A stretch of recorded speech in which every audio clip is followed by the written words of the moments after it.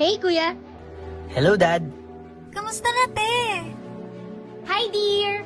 Ito ang unang naririnig ng mga unang tinatawagan para makinig sa mga kwento ng buhay.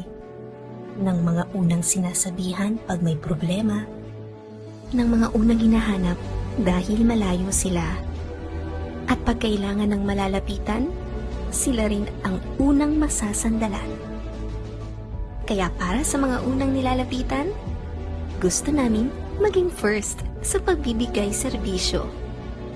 Introducing the PNB Singapore mobile app.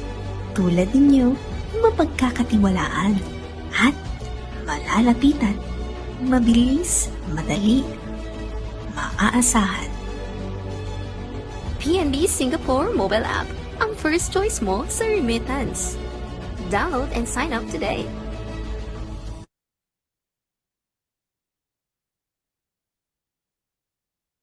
All right. A pleasant evening to everyone and to all our viewers. Good morning, good afternoon, and good evening. Saan man lupalop kayo ng mundo sa ngayon. And welcome to our Bayanihan webinar. I am Charlene Roscoe, and it's my pleasure, of course, to be your host as we dive into the future of technology. So the webinar aims to explore the basics of AI, from traditional systems to the latest in generative and agentic AI. You'll see how AI is used in real world tasks like communication, automation, and decision making across industries, including business, healthcare, education, and of course, the creative sector.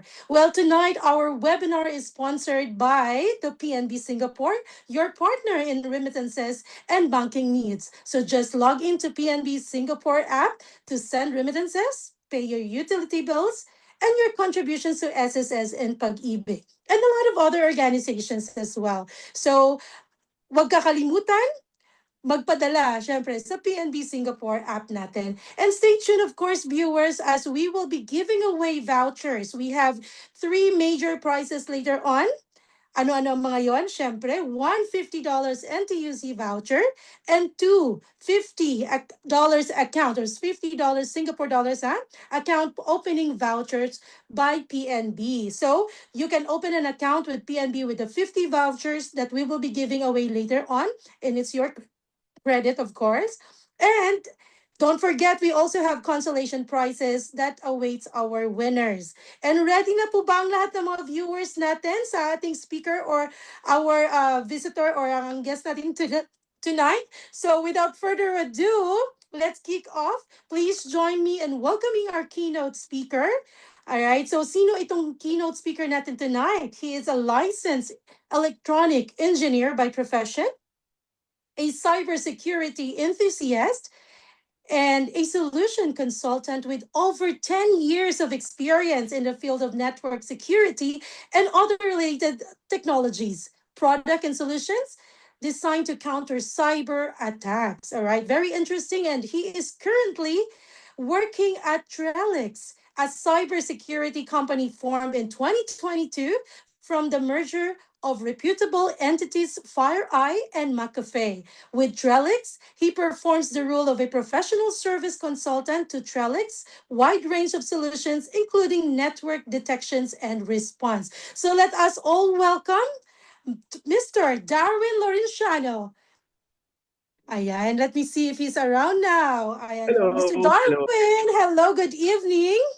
Good evening, guys. Good evening. Ayan, nakikita ba natin si Sir Darwin? Actually, I am having problem with my video. So, yeah. I hope okay na yung picture muna sa ngayon. All right. Sige Okay. po. No worries. But for everyone who's actually staying and watching for this specific webinar, please stay tuned for our prizes later on. And of course, all the knowledge and learnings that you will be getting from Mr. Darwin Lorenciano for tonight. So, Mr. Darwin Lorenciano, the floor is yours. And please share all of this information to our viewers tonight. Thank Thank, you. thank you, Mr. Arlene. I saw the heart from ICEP Singapore. Shout out because I'm a member as well. All right, shout out. All right, sir, you may now start the webinar. Thank you. Thank you. Let me know if you can see my screen.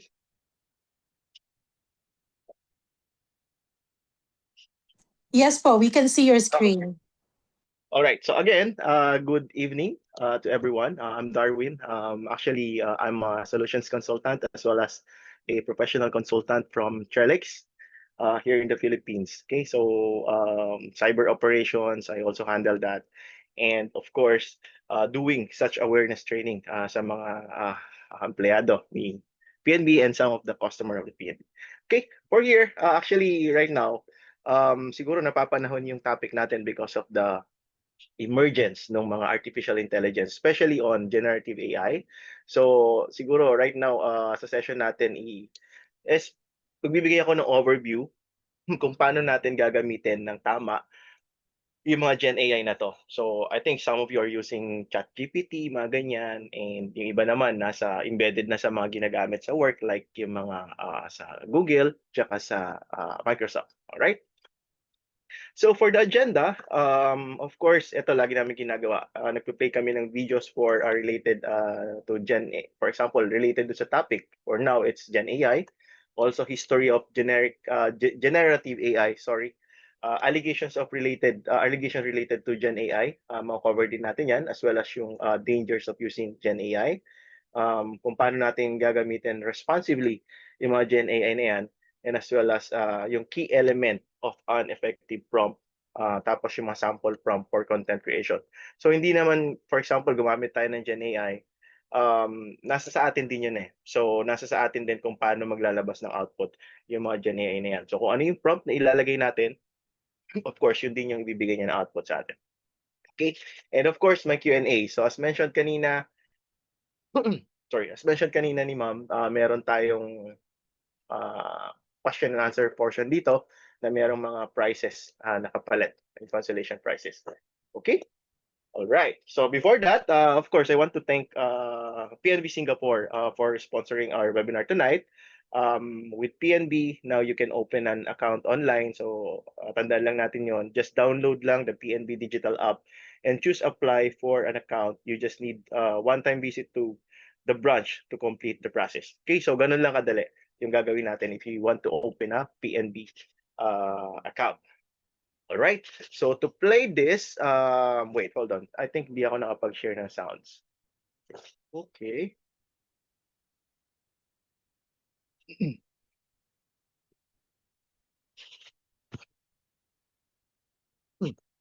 Sorry, medyo inuubo ako eh. Share. Share sounds. Okay.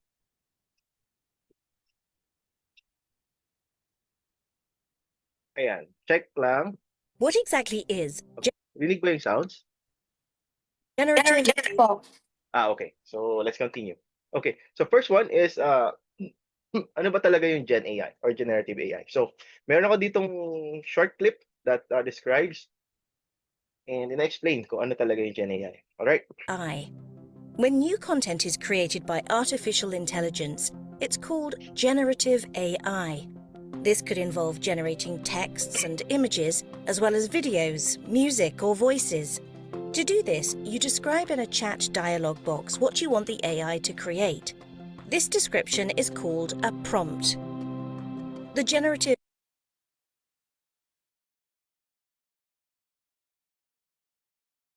AI tools provide answers to all sorts of questions, summarize complex information, and generate diverse ideas quickly. Depending on how they're used, they can create short stories, paintings, pieces of code, or even musical compositions.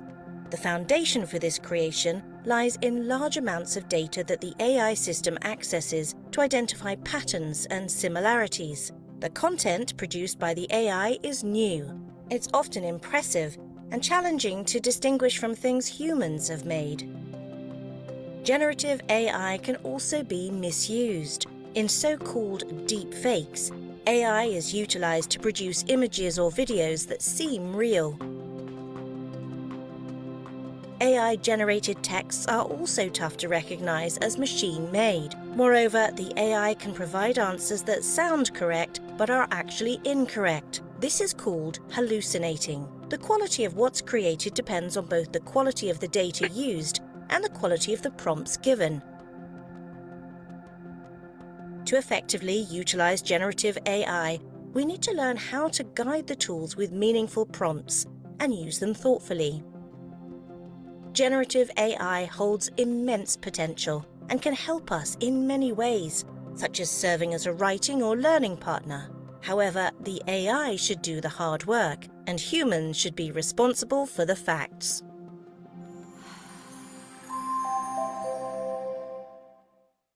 What do Okay, so from the first video, it's clear na sinasabi doon na Gen AI can be used to create or generate yung mga new content. For example, not only text, but also photos, mga ganyan, mga videos.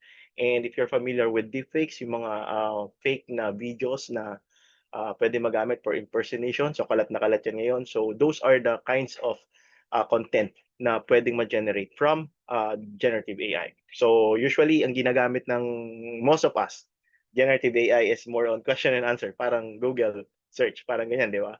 Tatanong tayo, ganyan, tapos maglalabas siya ng answer. So, ganun. Pero aside from that, marami pang pwedeng gawin yung mga Gen AI na to. Okay? So, another one is an AI or generative AI from a very well-known social media platform. Okay? So, I know you're familiar with this, Meta AI. Okay?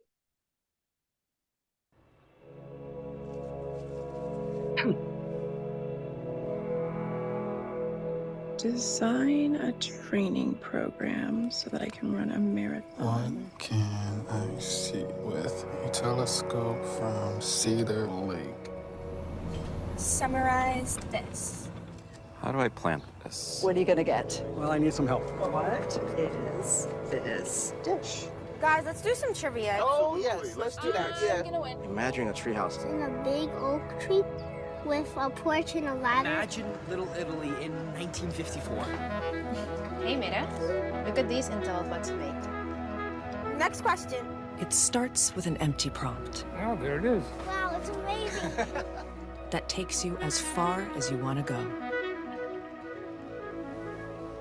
Using the most advanced Okay. So, for the second video, actually, ginagamit nila yung AI for day-to-day living nila. So, lahat ng ginagawa nila, for example, lahat ng ginagawa natin, pwede natin siyang ma-utilize as a guidance. Okay? So, pinapakita naman yun dito. And, of course, yung kung ano yung makikita natin, for example, in the some places na ganito, kung ano yung mga nandito sa area na to, yung mga ganyan. So, pwedeng lumabas from here. Okay? So, number 3, video number 3. So, it's Gemini AI from Google platform. So, I think this one naging trending to sa social media. Yung mga image na maliliit, I mean, in front of a computer. So, Gemini AI can do that. So this is one example of a 3D figurine product that was created by Gemini AI. Of course, this picture wasn't real, but these people are likely to be real.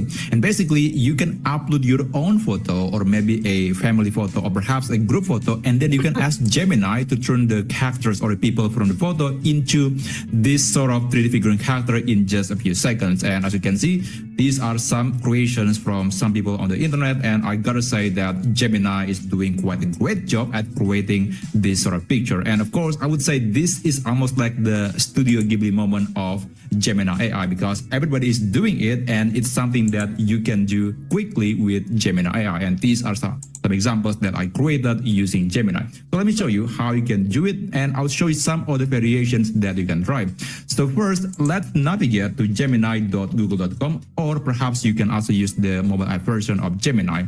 And here you can click this button to select the file from your device. But in this case, I'm going to be using this photo of someone using a bicycle doing the wheelie. I'm going to just copy it. And now let's paste that into the area of Gemini text, the Gemini chatbot basically. Now, this is the prompt that you can try. So this is the original prompt that was actually... Oops, sorry. Navigate to gemini.google.com, or perhaps you can also use the mobile app version of Gemini. And here you can click this button to select the file from your device. But in this case, I'm going to be using this photo of someone using a bicycle doing the wheelie. I'm going to just copy it. And now let's paste that into the area of Gemini text, the Gemini chatbot basically. Now, this is the prompt that you can try. So this is the original prompt that was actually been used by a lot of people. It was actually provided by Google. So you can rely on this prompt to create that kind of stuff. But I also made some other variation, like there is the artisan variation, there is also the retro variation. Like this is one example of an artisan variation. I think it looks quite unique. And also this is the one with the retro vibe, because as you can see, it's kind of reminding you to the 80s or maybe the 90s, all the hardware, the lighting in the background, so it's pretty unique. And of course, there is also the modular version of the prompt that I just prepared, so you can create your own style if you want to. But in this case, let's just use the original version. I'm going to copy it, and let's just paste that into Gemini, and click Tools, and then click Create Images. Now, just send a message and then just wait for Gemini to turn this person, this character, into a sort of 3D figurine style in just maybe 10 to 20 seconds. That's usually the typical duration of making a picture using Gemini. It is just infinitely faster than ChatGPT, and so far the result has been quite amazing. Okay, so as you can see, very realistic na yung image na nagagawa ng mga Gen AI natin. So honestly, nung una ko nakita to, especially this one, specific to Gemini AI with this photos, hindi ko siya ma-realize, hindi ko siya maisip kung paano siya ginawa using the available tools. But then again, nung nakita ko tong video na to, sabi ko, okay, ganun lang pala kung paano siya ginagawa. Then, yep. Okay. All right. So a little bit of a history when it comes to Gen AI. So actually, yung foundation nito is nagsimula pa noong 1950s and 1960s, ganyan. So nandiyan na yun. Mga rule-based, mga logic-based na systems to solve problems. So if you remember yung mga chatbots before, mga early language system natin, yung mga chatbot, ganyan. For example, nung 1966, the name is Eliza.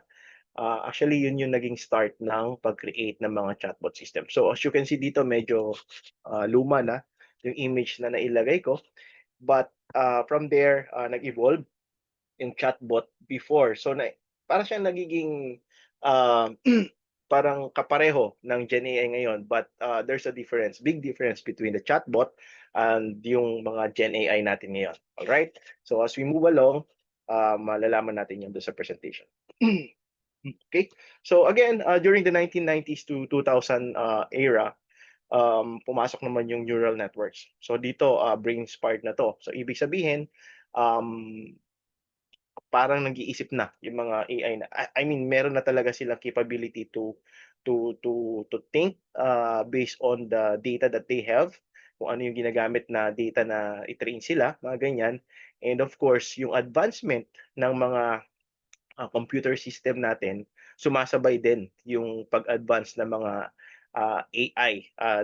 AI-driven na mga chatbot systems na to. Okay? So complex AI system, nagsimula na yan during 1990s and 2000s. And yung neural networks application,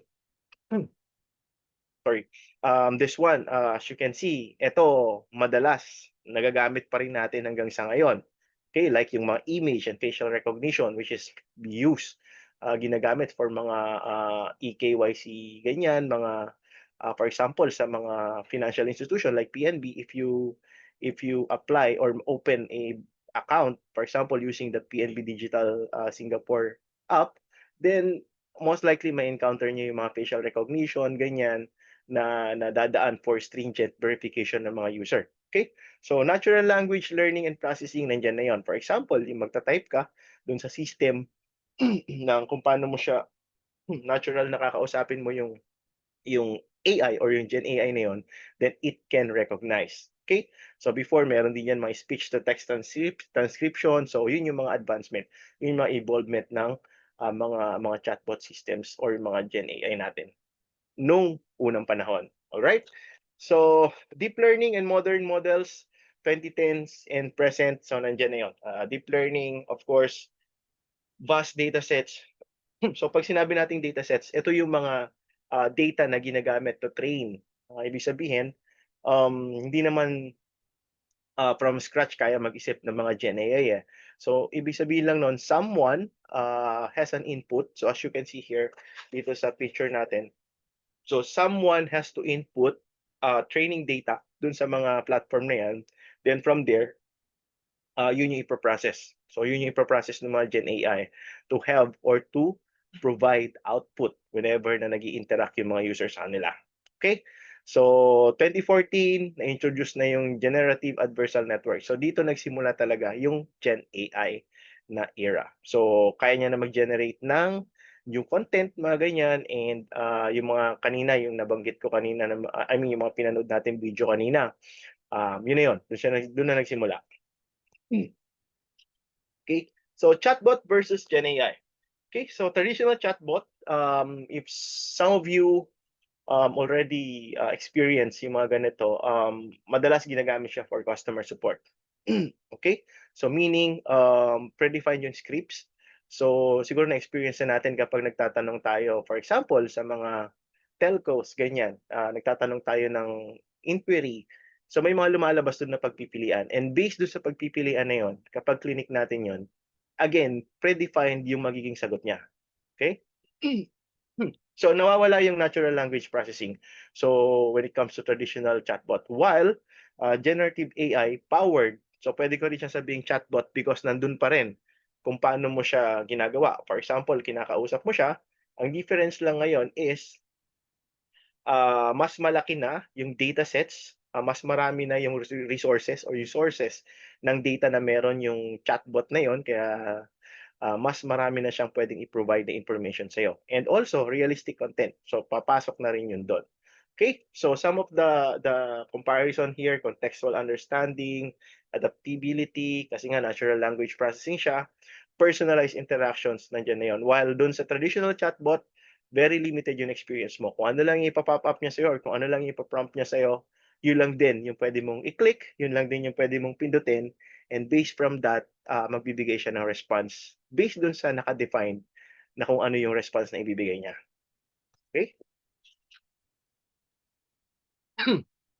Okay. So, tingin ko naman, some of us are already using Gen AI, or most of us. Okay? Lalo na si ChatGPT. So, nauso to, para na lang siyang Google search. So, whenever we have questions, whenever we have doubts, whenever we need descriptions of something, someone, mga ganyan, yeah, pwede natin siyang ilagay sa ChatGPT and we can have a response from there. Okay? So as you can see here, not only ChatGPT, so meron din mga Claude, Jasper, Copilot, Gemini. So these are all kinds of generative AI. Okay? Some are free, some are with subscriptions, mga ganyan. Some are embedded or kasama na dun sa subscription mo sa workplaces na ginagamit mo. And of course, kanina nabanggit ko rin, capable of creating new content. So not only text, image, videos, audios, pare-pareho yan. So pwede sila mag-create ng ganyan. Okay? But there's a catch here. Yung generative AI can also be degenerative AI.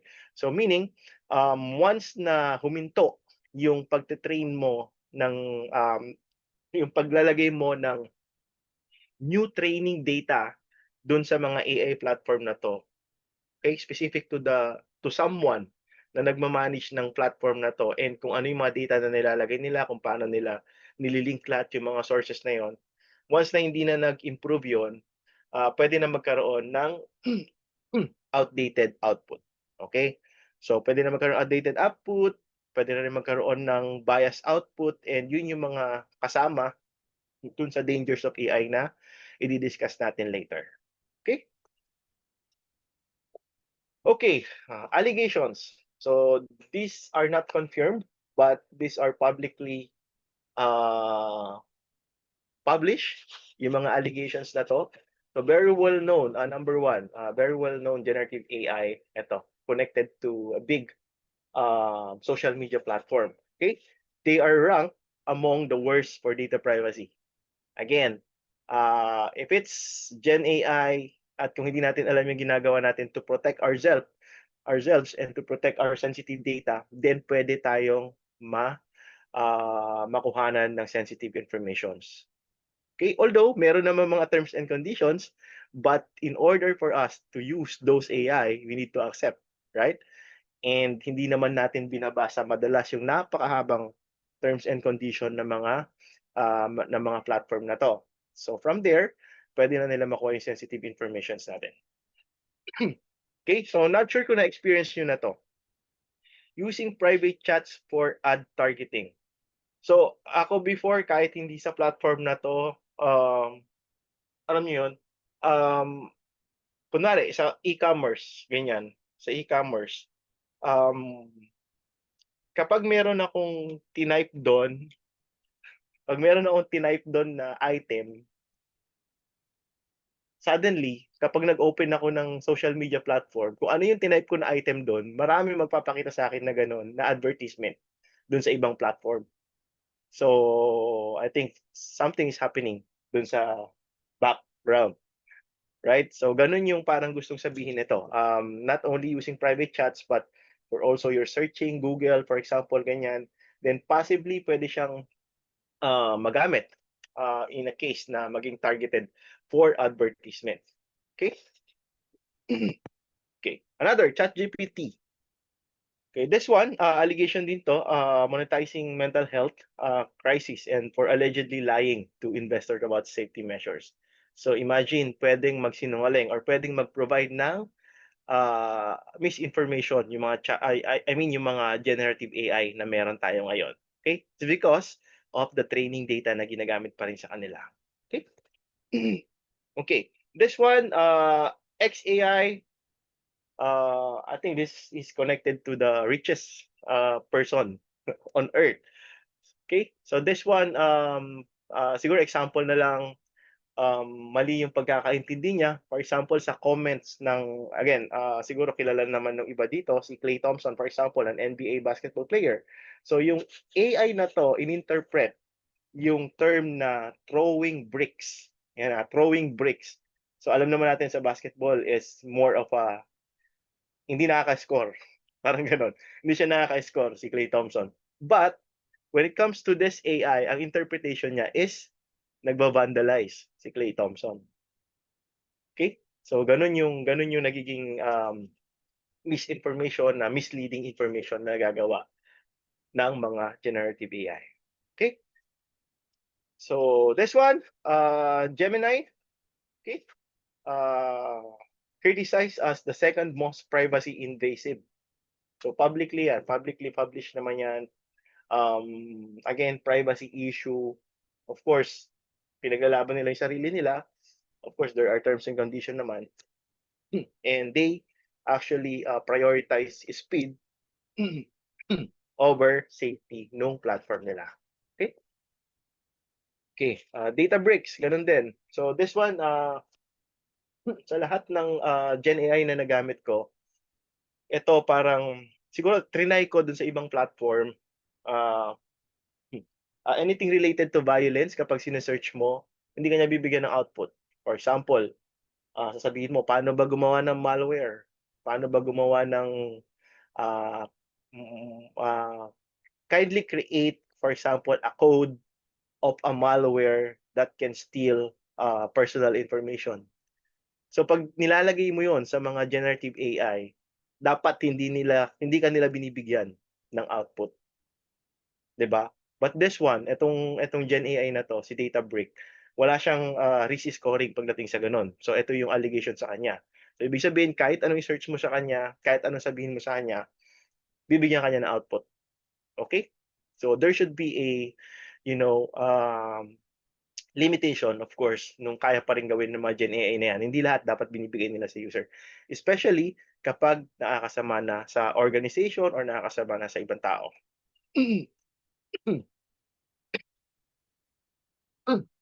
Excuse. Okay. Dangers of using AI. Let's start with inaccurate information. So again, kanina nabanggit ko, lahat ng Gen AI platform, ang source of output nila is yung mga training data na pinoprovide sa kanila as input. Okay? So if it's false, if it's incorrect input, then it will provide incorrect output. Ganun lang naman yon. So this one, again, inaccurate information, pwedeng ma-generate yan anytime. Okay, anytime kapag gumagamit tayo ng mga generative AI. And also misleading, false information. So kasama rin yun. Okay? Privacy issue. Ito, nabanggit na to kanina dun sa previous slide natin. Okay? So whenever we use Gen AI, dapat siguro hindi tayo nag-i-input ng mga personal informations natin. So ano ba yung mga personal informations natin? Like yung mga personal email natin connected to our mobile banking. Mga address natin, yung pangalan natin na connected din sa mobile banking. Alam mo yon, birth date. Okay? So yung mga ganyan, kapag inihingi yan ng mga Gen AI, we need to think multiple times. Okay? Kailangan natin pag-isipan yan kasi yung mga sensitive informations natin can be stored, okay? Can be processed, and dapat hindi natin kakalimutan na meron at meron pa rin nagme-maintain ng platform na yan. So yun yung mga tao na nagde-develop, nag-i-improve ng mga platform nila. Alright? And of course, wala ka nang habol doon. Once na na-publish na yan, nilagay mo dyan sa Gen AI na yan, if it's part of the terms and condition, then it can be published publicly then without you knowing na na-publish na pala publicly yan. Okay? So, generation of phishing emails. So, nakakatakot din to. Before, kapag nakaka-receive tayo ng phishing emails, di ba, may mga red flag tayong tinitignan. Di ba, kung mali-mali yung grammar, ganyan, kung paano siya ginawa, mahalata mo, wrong spelling, mahalata mo na phishing siya. But now, with the use of generative AI, pwede na tayo mag-create or pwede nang makapag-create ng well-crafted na phishing email na mami-minimize yung mga red flag, for example, sa phishing email. Of course, to avoid human detections by looking at it lang.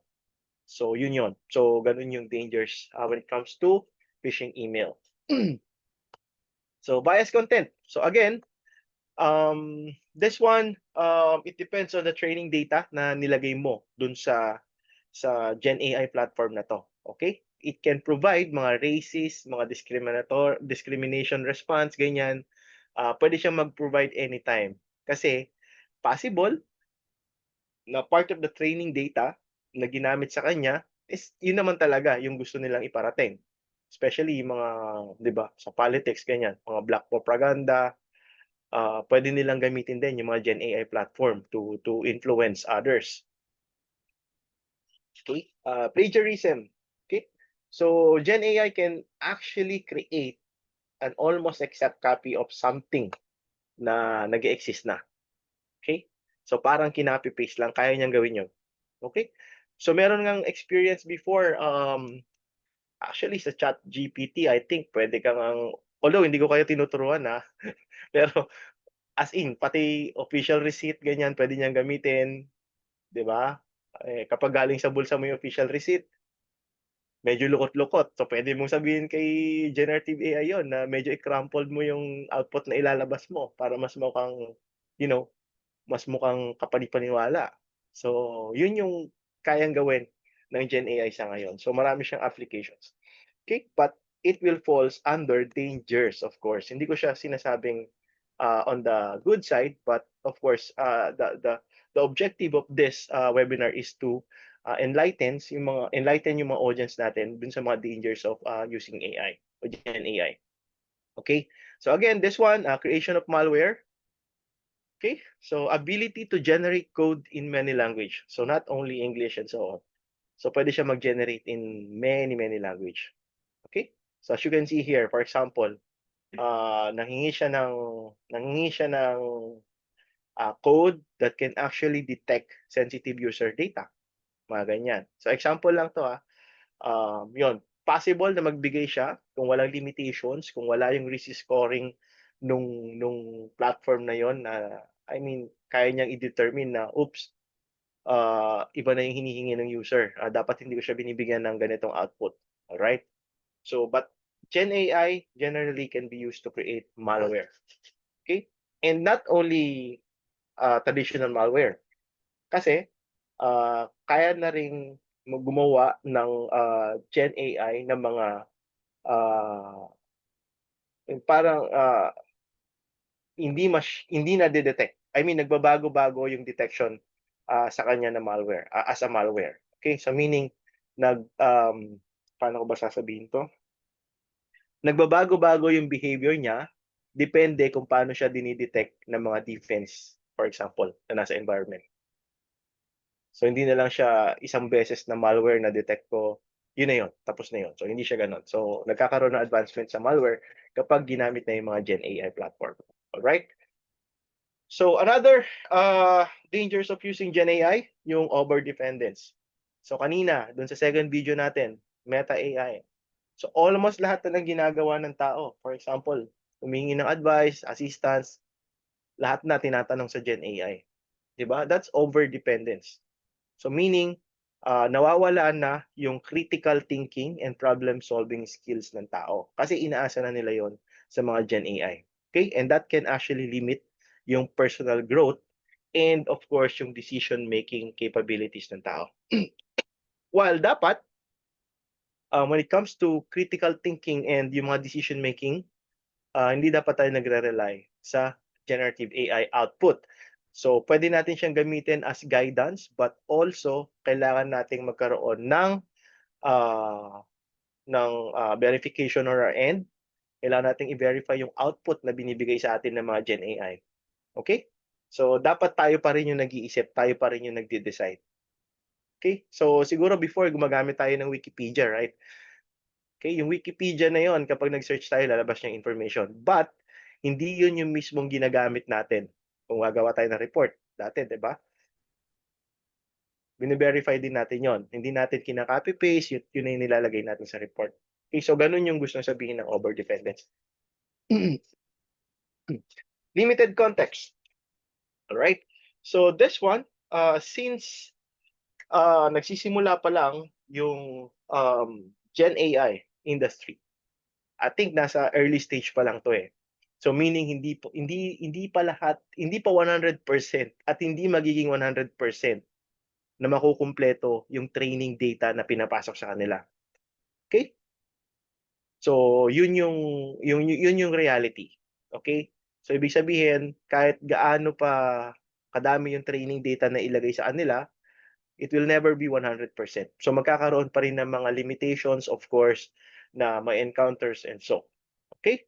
So again, it can only respond based on information that they have been trained, and of course, lack of human touch. So ibig sabihin kapag nakikipag-usap ka sa Gen AI, it's very different kapag nakikipag-usap ka pa rin sa totoong tao. Okay? So yun yung kulang dun sa mga Gen AI natin ngayon, which is very straightforward, computer talaga sila. So I mean computer system sila na wala silang emotions and so on. Okay? So pwede silang magpanggap kasi meron tayong mga unsettling incidents na mga na-encounter ng mga user sa mga Gen AI na to. Alright?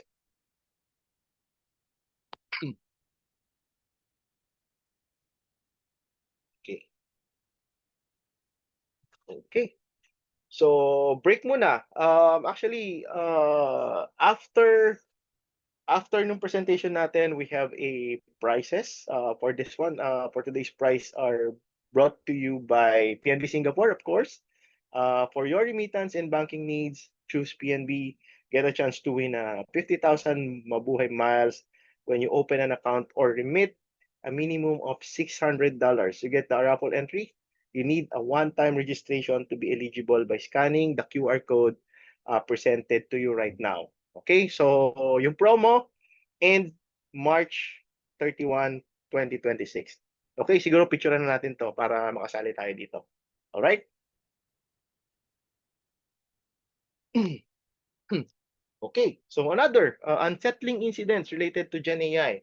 So ito yung mga sinasabi ko na inappropriate na mga incident na na-encounter ng mga user based of course ito dun sa mga training data na ginagamit sa kanila. Unang-una, inaccurate information, generating misinformations. So nandiyan na yon.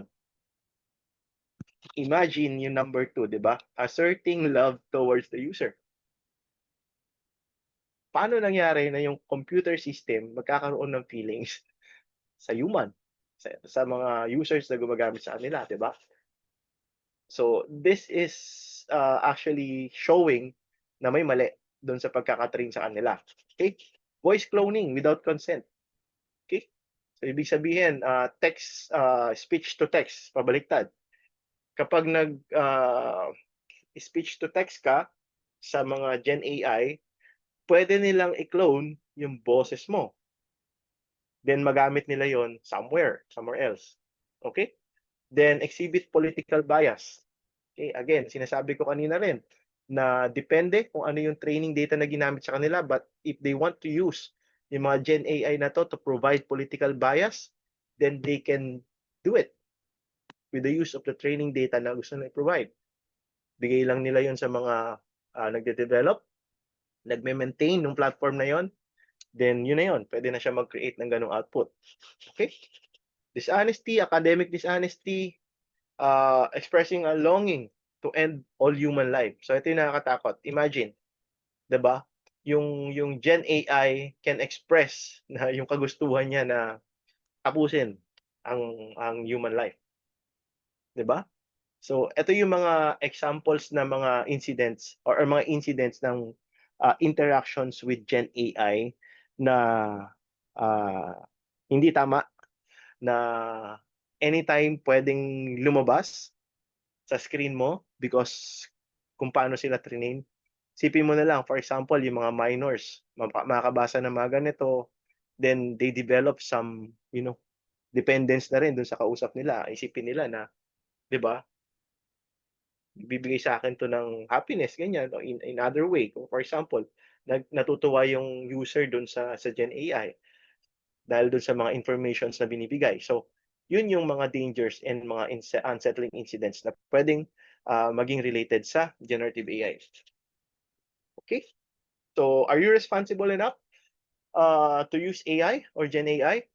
Okay? So, hindi naman masama, of course, gumamit ng mga generative AI, pero dapat maging responsible ka kung paano mo siya gagamitin. Okay? Since ang unang-unang dangers of using AI is yung privacy issues. Okay? Dapat alam mo kung paano mo i-protect yung sarili mo from privacy issues na yon. Okay? So, dapat tandaan mo na lahat ng data na i-enter mo doon can be stored, can be processed, and can be trained. Yung AI models na yon. And it can be made publicly available. Okay? So, meaning, kahit may terms and condition yan, kahit dapat alam mo, kung gusto mong basahin, basahin mo. Pero, one of the platforms na kilala ko, mahaba yung terms and condition niya. Ito, sikat na sikat to sa Philippines. Very popular siya sa Philippines na platform.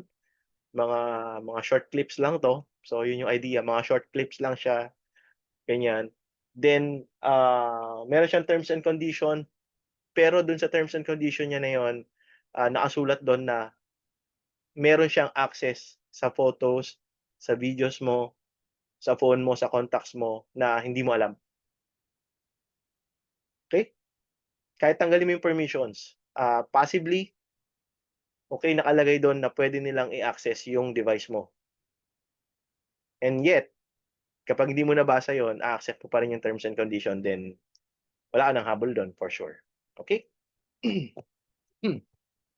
Okay, again, use Gen AI as a supplement. So ito yung sinasabi ko kanina na nasa atin pa rin, of course, yung verifications. Nasa atin pa rin yon. Kung kailangan natin ng guidance, why not, di ba? Kailangan natin ng idea, why not? Pwede natin gamitin yung mga Gen AI to provide some context. Pero whatever context or whatever output na binibigay sa atin ng mga Gen AI, dapat meron tayong way to verify kung ano yung sinasabi nila, kung ano yung sinasabi ng platform na yon. Okay? Lalong-lalo na sa critical thinking, mga ganyan, analysis, decision making. Okay? So never rely on Gen AI for that kind of na gagawin natin. Okay? Anonymous user. So related to sa privacy issues. 'Di ba? Kung kailangan natin gumamit talaga nito, 'di ba? Bakit hindi tayo mag-create ng accounts or credentials that are not bind to our personal or unique identity, 'di ba? Yung email natin. So for example, ako, Darwin pangalan ko. Gagamit na lang ako ng email na Jeric, for example, ganyan. So, jeric@gmail.com. So, yun yung anonymous user, ay yung anonymity na or pagiging anonymous user. So, never put personal information that can be traced back papunta sa iyo as a personal user nun. So, anonymous user, pwede mong gawin yan. Total, hindi naman nila mabe-verify eh. Some of it, hindi naman nila mabe-verify. Hinihingi lang nila email, mobile numbers, or siguro wala na mobile numbers, email lang, ganyan. So, pwede ka na mag-login sa platform nila. Then, kung yun lang naman, very limited, then, di ba, o-provide na lang tayo ng mga informations na hindi naman related din sa atin. Okay, secure online access. So, again, once na meron na tayong access dun sa mga platform na to, we need to consider kung paano rin natin siya isi-secure. Okay? So, for example, yung mga strong password, nandiyan na yun, mga multi-factor authentication. So, not only one factor. For example, yung password mo, that's one factor. Then, yung fingerprint mo, that's another factor. Then, if meron pang iba na factor, pwede mong i-add just to create a layer of defense pagdating dun sa pag-break ng access mo dun sa platform na yun. Okay? Again, verify the outputs. Okay, so nandito na yon. Lahat ng output ng Gen AI, kailangan nating i-verify. Tayo pa rin yung magde-decide, tayo pa rin yung dapat mas makakaalam kung tama ba yung sinasabi ng Gen AI. Okay, use the Gen AI platform as a supplement only. Okay, dapat nakakapag-isip pa rin tayo based on our own decision, based on our own critical thinking. Alright? Disclose usage. Okay? So, ibig sabihin nito, when we use Gen AI as a source ng mga ginagawa natin and parang sinasabi natin sa ibang tao. So, for example, itong ginagawa ko. So, ako, nanghingi din ako ng guidance, but I do verification on the outputs ng mga Gen AI. Do some research, mga ganyan, to refine kung ano man yung mga sinasabi ng AI na yon or kung ano man yung output ng AI na yon. Wala namang masama, okay, na sabihin na, oh, some of my talks, kumuha ko ng idea sa mga Gen AI, which is very useful. But yung decision kung gagamitin ko ba siya o hindi, kung tama ba siya o hindi, ako pa rin yung magbe-verify nun. Dapat, as a human. Okay? Again, understand terms and conditions. So, ito na yon. Read the policies to understand implication for data sharing and what data is saved. Diba? Aminin na natin, hindi natin binabasa yung pagkahaba-habang terms and condition kapag nag-i-install tayo ng mga kung ano-ano sa cellphone natin. Diba? As long as yung kagustuhan natin na magamit, yung platform na yon, wala na, agree na lang tayo sa terms and condition. Ito yung sinasabi ko kanina na some of the wordings, some of the content ng terms and condition na yan can actually enlighten yung user kung ano yung pwedeng gawin ng mga platform na yan dun sa mga data na meron. Sabihin natin, not only cellphones, even in your laptops, workstations, mga ganyan. Okay? So kapag nabasa mo yan at naintindihan mo lahat and okay ka naman, then go ahead, 'di ba? Why not? Pero kapag may nabasa ka especially on privacy issues, so on, kini-steal data, mga ganyan, kinukuha yung contacts mo sa background. So there's a possibility, of course, hindi mo yun matatanggal. Then it's up to you to decide kung magpapatuloy ka pa rin or hindi mo na siya gagamitin. Okay? Okay. Guard against misinformation. Okay? As a user, since uh since since alam naman natin na ang output ng AI, ang Gen AI is based on training data, then dapat meron tayong zero tolerance position. So ibig sabihin, whatever outputs na binibigay sa atin, 'di ba? Dapat hindi natin ginagamit 'yon to spread false narrative, 'di ba? So dapat andun lang tayo sa gitna. We verify, we check kung tama ba 'yung sinasabi, then that's the time na pwede nating i-confirm or that's the time na pwede nating sabihin sa ibang tao. Okay? And again, pumapasok dito yung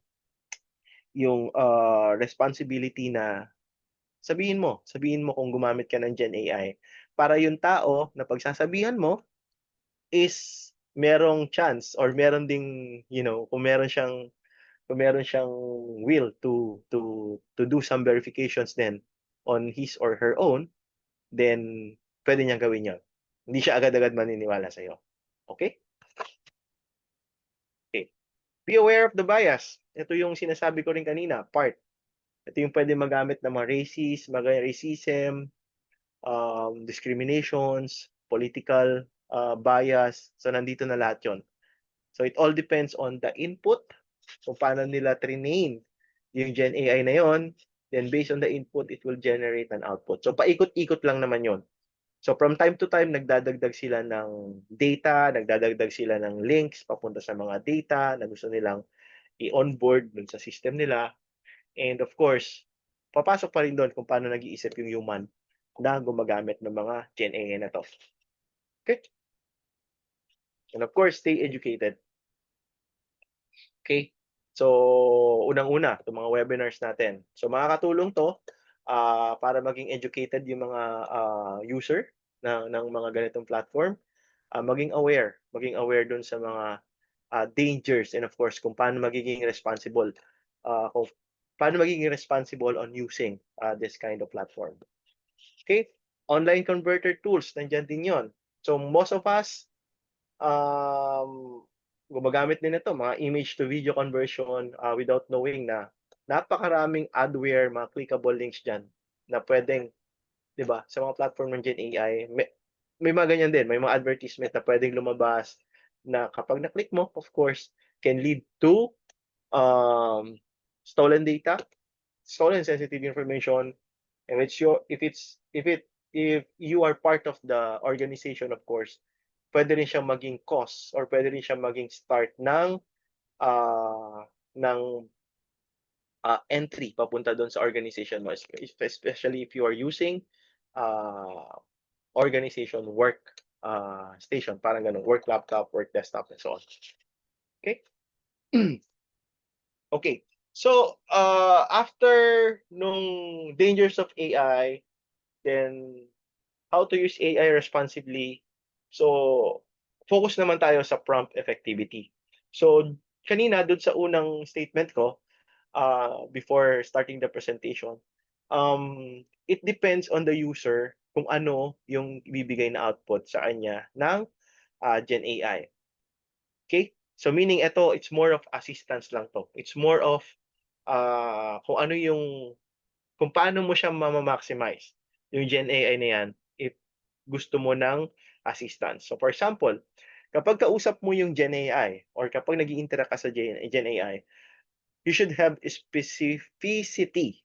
You should be specific kung ano yung gusto mo. Kung ano yung kailangan mo. Dapat sinasabi mo sa kanya yon. Okay? Yung context, kailangan lagyan mo din. Kailangan mong bigyan ng explanation kung ano yung purpose ng hinihingi mo. And if ever or if needed, kailangan maglagay ka rin ng examples kung ano yung hinihingi mo. Action verb, for example, begin with a direct command. Ganyan. So later on, meron tayong separate slide for that one. Medyo mahaba, pero ganun dapat kung paano natin kausapin yung mga Gen AI. Okay, format. Dapat sinasabi mo kung anong format. Email ba yan? Text ba yan? 'di ba? Sino ba makaka-receive niyan? Sino yung intended na makaka-receive niyan, mga ganyan. And yung tone, importante rin. Especially when you're creating something na sabihin natin letter, mga emails, mga ganyan. So kailangan mo sabihin kung anong tone niya. Tone ba ng manager? Tone ba ng applicants? Mga ganon. So pwede mo rin siyang gawin actually. Okay? Okay. So ayan. So sample prompt for content creation naman to. So ibig sabihin, ito yung sinasabi ko na kung gusto mo magkaroon ng email na using well-crafted email by using Gen AI platform. So dito pumapasok yung very specific na kung paano mo siya kakausapin. For example, I need help writing an email. So kailangan niya ng email para sa remote team. Okay? Act as a project manager. So ibig sabihin, sineset up niya yung tone.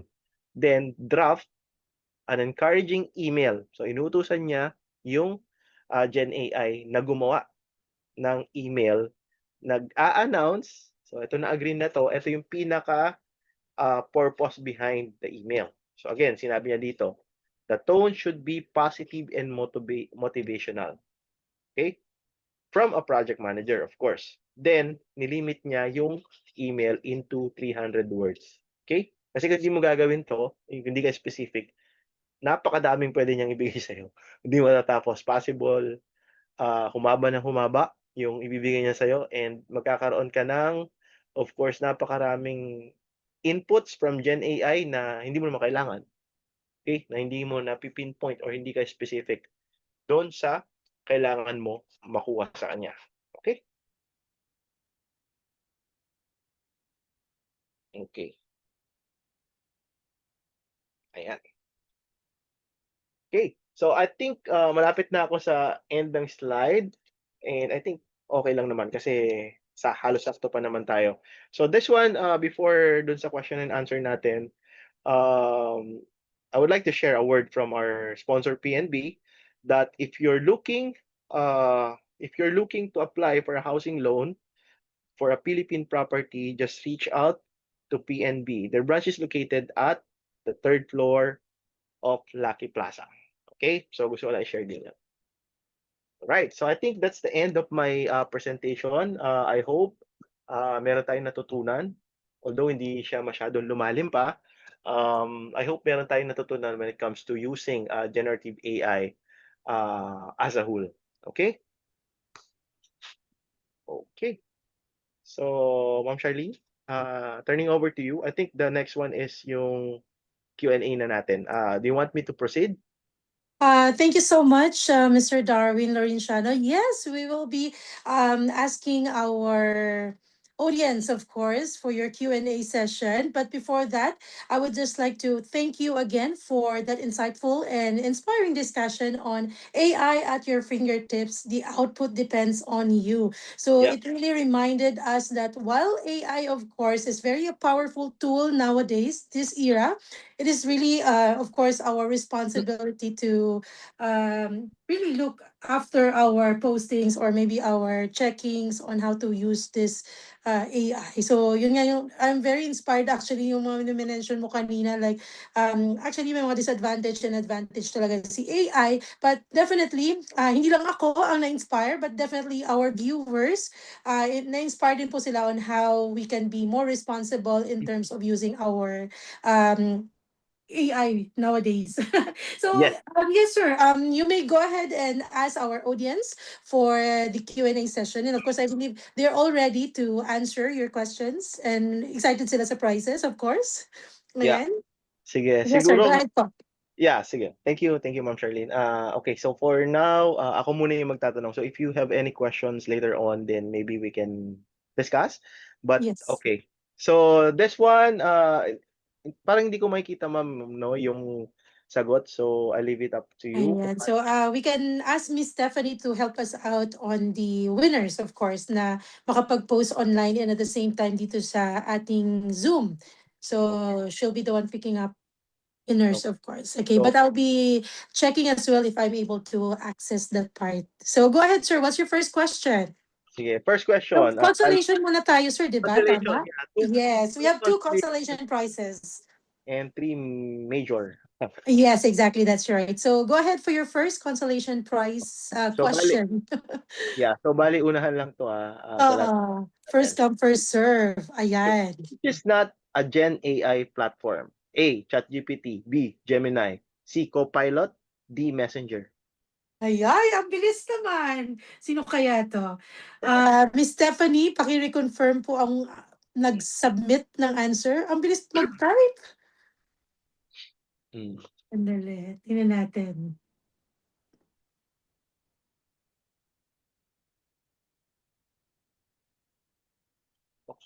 Ayan, let's see.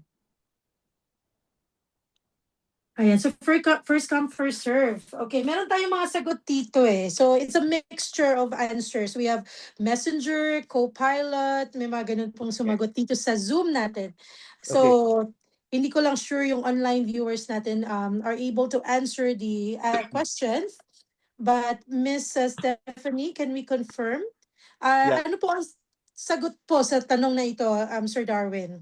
Actually, letter D. Okay? Ayan, letter D, Messenger. Ayan, so let me just confirm ang winner natin. Ang bilis na mag-type.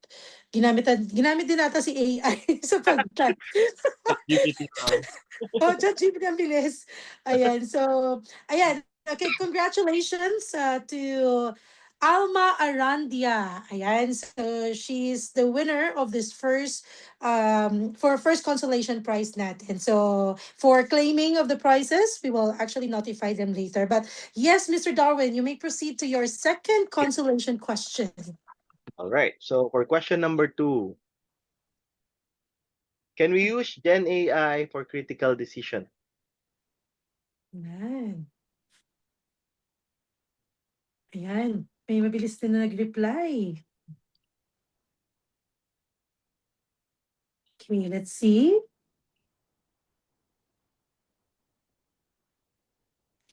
Okay, so Miss Stephanie, can you please confirm, Mr. Darwin, what is our answer for this question?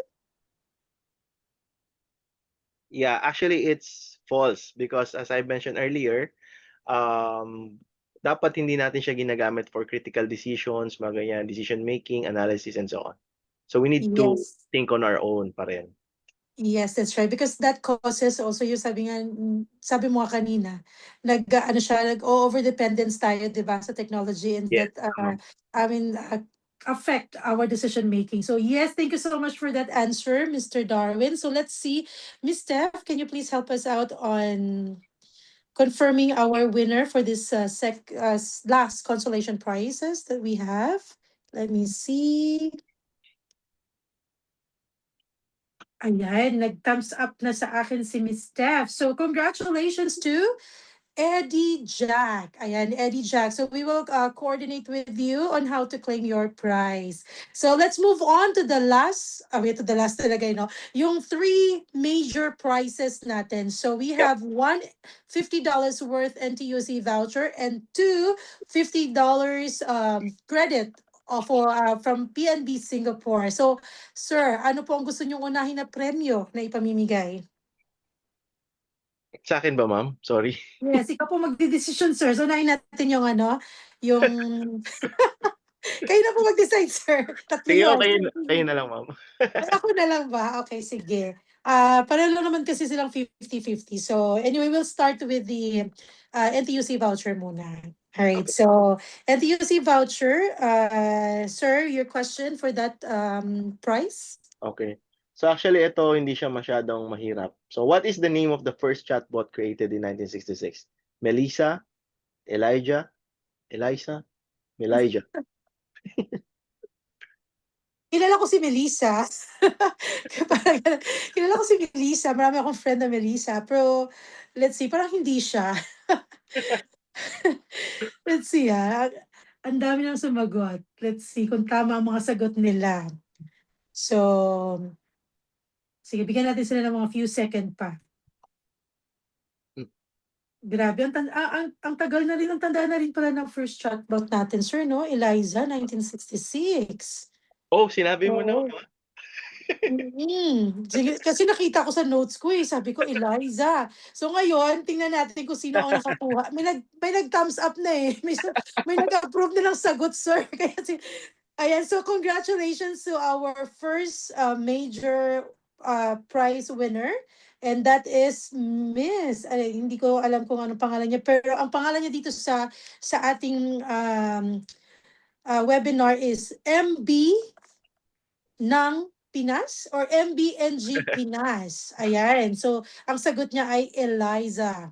Alright, congratulations, MBNG Pinas. Okay, we're down with the last two prizes that we have, of course, from our sponsor tonight, PNB Singapore. So the first $50 credit, all right, for that question, sir, paki-flash na lang po. Yeah.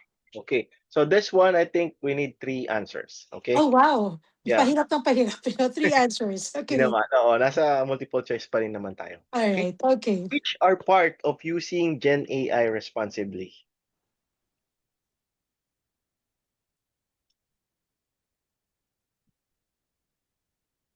Ayan yung tanong. Which are part of using Gen AI responsibly? Hala. So tatlong sagot, sir, ha? Yes, Either tatlo yung of sagot. this. Oo, Okay. yeah, So may isang hindi Mali. makakasama sa sagot. Okay. Let's see.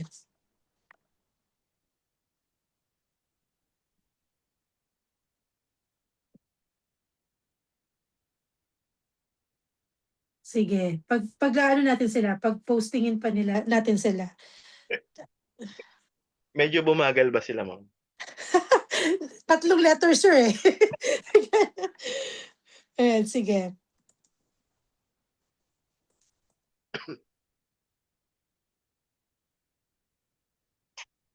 Okay, so let's see. All right, so sir, can you please share? Ayan, so share kung ano po ang tamang sagot sa second to the last question po ninyo. Okay, so it will be letter A, letter B, and letter D. Okay, so it's A, B, and D. Yep. And confirmed by our, of course, Bayanihan representative, Stephanie, and of course the PNB, Miss Riza.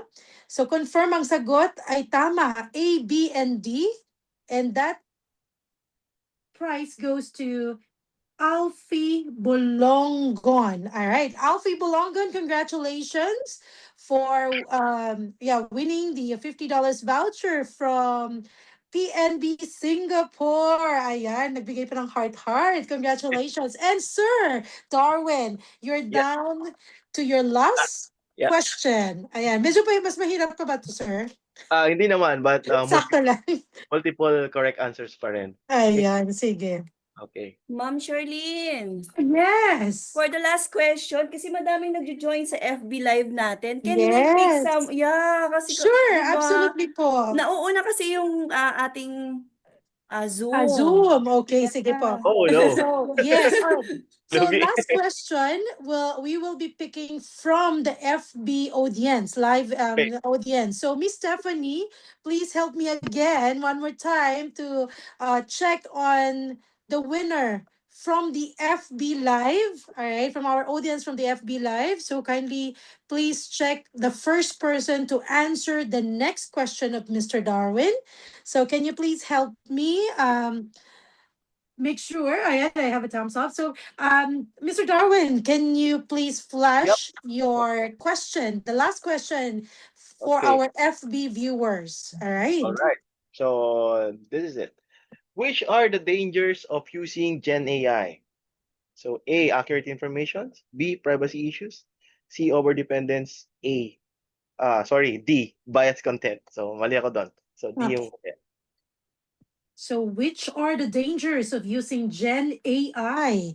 So is it A, accurate information, B, privacy issues, C, overdependence, D, or the last option is biased content. Okay, tingnan natin kung sino ang makakakuha ng tamang sagot from our FB audience. Ilang letters po ba ang meron nito, sir? Tatlo din. Tatlo din. Ayan. O, ayan. So, meron kasi yung mga nag-answer ng iisa lang. Mukha namang tama yung sagot, pero we need three. Three answers from the options that we have here. Ayan. So, kung isa lang yung sagot nyo, well, you will not be considered as a winner. So, you have to type 3 letters, yung Yes. answer according to the options that we have. Ayan. And Miss Stephanie, you can send over the name of that particular winner. Ay, syempre, first come, first serve po tayo. So, first come, first serve. First person to type the answer. Yep. So, Miss Stephanie, kindly send over the winner. You can send it to us via Zoom. Ano ang pangalan ng nanalo? So talaga nagpipay attention talaga sila, sir. Very interesting talaga ang topic natin, especially that it's really relevant nowadays. And now that, yung sinabi mo kanina na yung mga videos, yung mga photos, nagagawa na natin in just a click, or in just a click away. But of course, again, there's pros and cons na naman. So, ayan. So let's see. Very interesting. And kahit ako, natutuwa ako dun sa topic na yon. So, Yes, I actually put I wrote notes for myself as well. Kaya hindi ko makalimutan si Eliza kasi isa siya sa mga notes ko kanina. Kasi hindi ako pwede manalo. Oo. Ayan. So, meron kanina na nakita ko dun sa comment sa Facebook na parang, ay, ang tagal na pala. Ngayon nga lang daw, parang naging trend or nagiging nakilala basically, but it's been a decades, mas matagal pa, not just only decade but more, right? Yung mga yung mga chatbot na ginagamit natin. Oo, Actually, ma'am, sobra. yung traditional na chatbot, matagal na yun. Oo, kaya nga. AI ngayon that can create new content, image, photos, videos, mga ganyan. Yun lang yun sa ngayon, mga 2014 up to now. Oo, pero yung 2014, hindi pa tayo masyado, noon. Yes, hindi ko masyadong aware. Hindi pa siya pinapansin.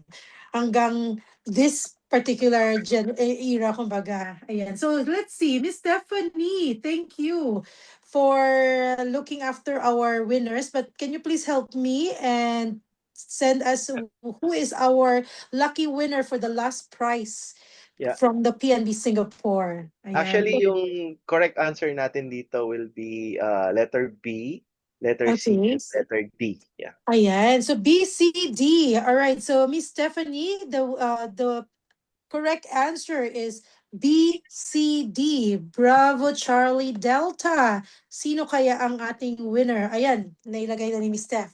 So congratulations to our viewer from FB, Medina Annalisa Gervasio. All right, congratulations. So you are our winner of the $50 worth or credit from the PNB Singapore. So mamaya or kukontakin po kayo ng bayanihan on how to claim your prizes. But syempre, wag natin kalimutan ang ating bayanihan ay located on the third floor po ba? Tama? Third floor of the Lucky Plaza Shopping Center, and it's a unit 02207. Ayun. So, mga tanong ni Sir Darwin, sakto lang, di ba? Pero lahat talaga nakinig, sir. I was really amazed. Yes, ma'am. Tama. Ayun. So, once again, Mr. Darwin, thank you so much. Any last words from your side before we can actually call on our sponsors? If, let's say, you want to attend or address to some questions from our FB, maybe, do we have time, if ever? May mga questions ba or mga clarification ng ating audience based on what was presented to them by our speaker for tonight? Meron po ba from our FB audience? Meron kayong mga tanong just in case? Can we accommodate at least 1 or 2 questions maybe? Yep. Ayan. Pag walang questions, sir, syempre, message na lang nila kayo, no? They will try to communicate with your contact you. Siguro, ma'am, last word from my end. Lagi lang natin tandaan that cybersecurity is a shared responsibility. So, kahit saan yan, kahit sa Gen AI, sa lahat ng aspects ng cybersecurity, dapat nag-iingat tayo. Yep.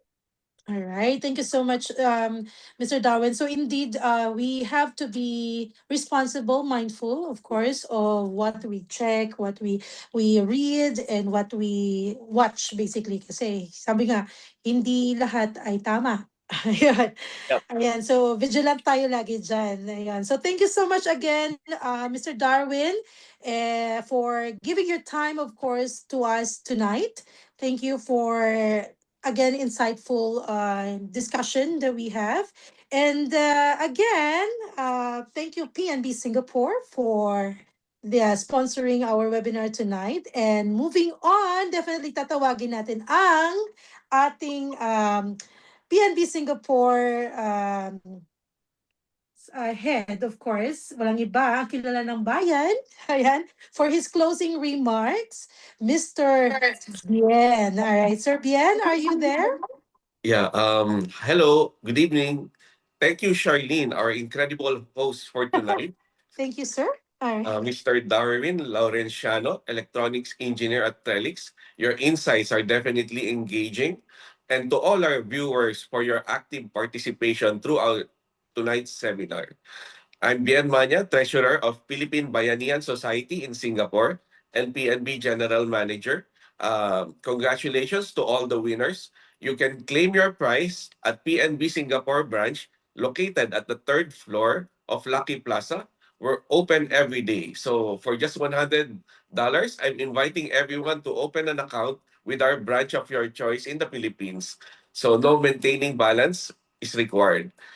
We've covered a lot today, from exciting opportunities AI offers in different industries. AI is a tool to enhance, not replace our expertise. Join us again next March as we continue to discuss about the importance of AI on this 3-part webinar series. This is Bien Manya saying thank you and good night, everyone. Back to you, Charlene.